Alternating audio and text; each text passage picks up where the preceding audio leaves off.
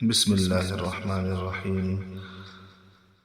الحمد لله رب العالمين، والصلاة والسلام على سيدنا ومولانا محمد وعلى آله وأصحابه خاتم الأنبياء والمرسلين ومن تبعهم بإحسان إلى يوم الدين.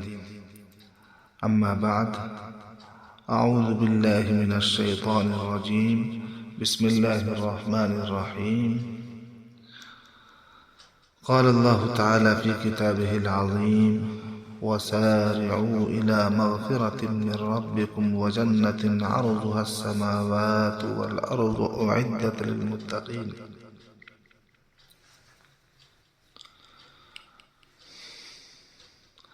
آج کی گفتگو کا موضوع ہے جنت کا مستحق کون شخص ہے۔ آیت پاک کے اندر اللہ تعالیٰ فرماتے ہیں: اور دوڑو ایسی مغفرت کی طرف جو تمہارے رب کی جانب سے ہے، اور اس جنت کو حاصل کرنے کے لیے دوڑو جس کی وسعت ساتوں آسمان اور ساتوں زمین سے زیادہ ہے، اور جو متقیوں کے لیے تیار کی گئی ہے۔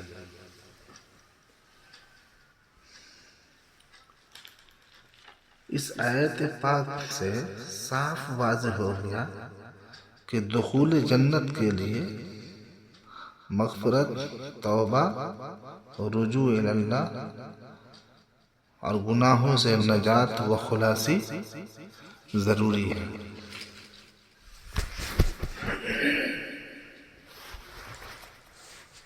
بغیر گناہوں سے پاک ہوئے جنت میں کوئی شخص نہیں جا سکتا۔ دخول جنت کے لیے گناہوں سے پاک ہونا ضروری ہے۔ اسی لیے تو اللہ تعالیٰ نے یہ قید بھی لگا دی کہ اعدت للمتقین، جنت متقیوں کے لیے بنائی گئی ہے۔ غیر متقی کا داخلہ اس میں نہ ہوگا۔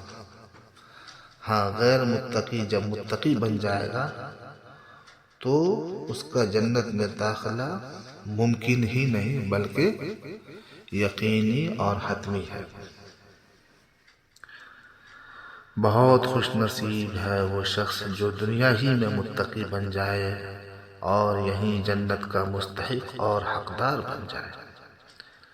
اس دنیا میں رہ کر اتنی تیاری کر لے کہ اللہ تعالیٰ مرنے سے پہلے اپنے مختلف اشارات اور ذرائع و علامات سے اس بندہ کو بتا دے کہ تو جنتی ہے، اور فادخلی فی عبادی وادخلی جنتی کا مژدہ سنا دے کہ میرے خاص بندوں میں شامل ہو کر میری جنت میں داخل ہو جا۔ اور کم نصیب ہے وہ شخص جسے جنت کی بشارت نہ ملے بلکہ آخرت کے ہاسپٹل جس کا نام جہنم ہے،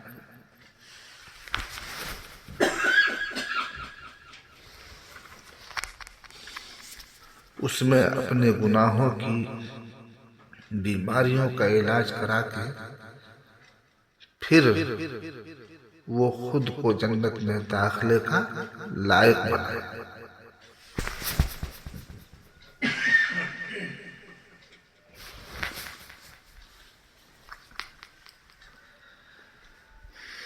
یہ بات یاد رکھیے کہ خدا کا عام ضابطہ یہی ہے کہ صفات تقوی کو اختیار کرنے کے بعد ہی بندہ جنت کا مستحق ہو سکتا ہے، اس کے بغیر نہیں ہو سکتا۔ سورہ مریم میں ہے: الا من تاب وآمن وعمل عملا صالحا فأولئك يدخلون الجنة ولا يظلمون شيئا۔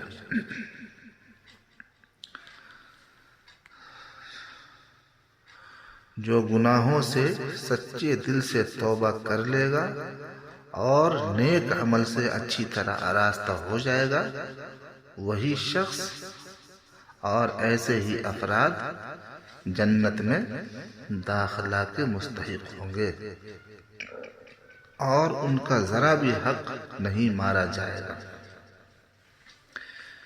اس کے بعد جو آگے آیت آ رہی ہے اس میں صاف صاف اللہ تعالیٰ نے فرما دیا ہے، تِلْكَ الْجَنَّةُ الَّتِي نُورِثُ مِنْ عِبَادِنَا مَنْ كَانَ تَقِيًّا،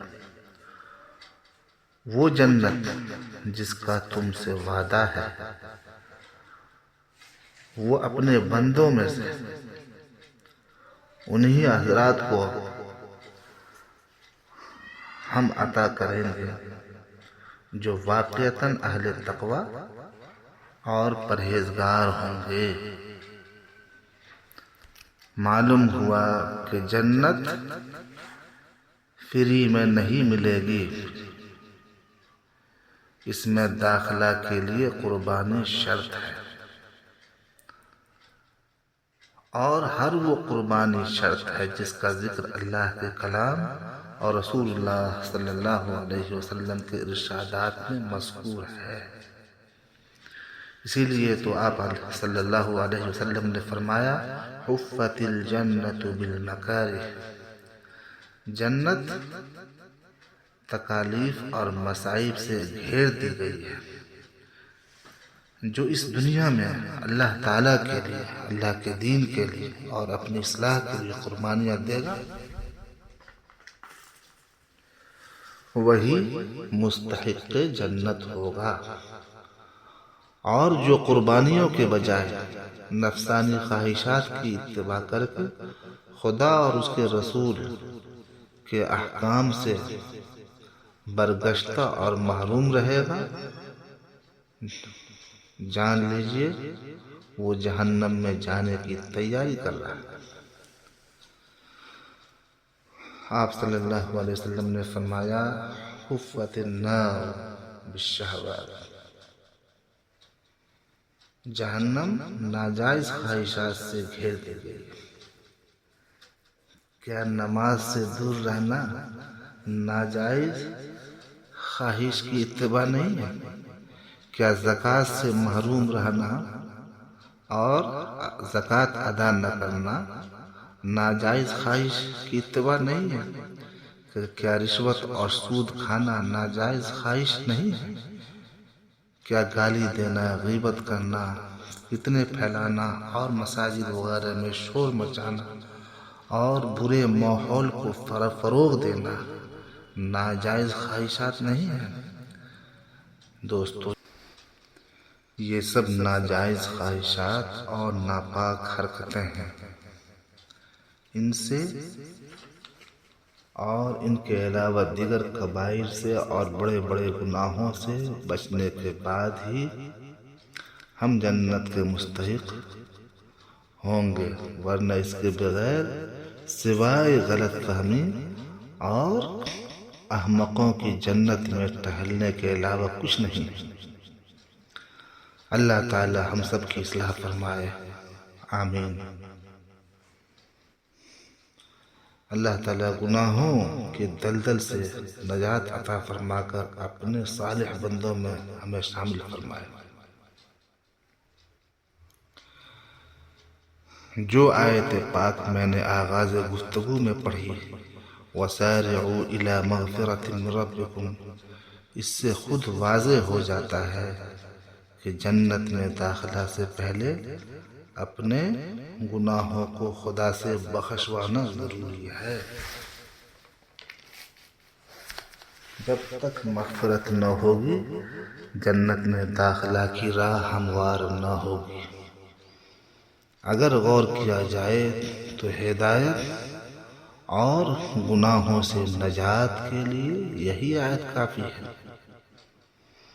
اللہ تعالی ہمارے گناہوں کو معاف فرمائے اور ہمیں تمام گناہوں سے دل سے توبہ کی توفیق عطا فرمائے، اور اہل جنت میں اور جنت الفردوس میں ہمیں داخل فرمائے. آمین یا رب العالمین. وصلی اللہ وسلم علی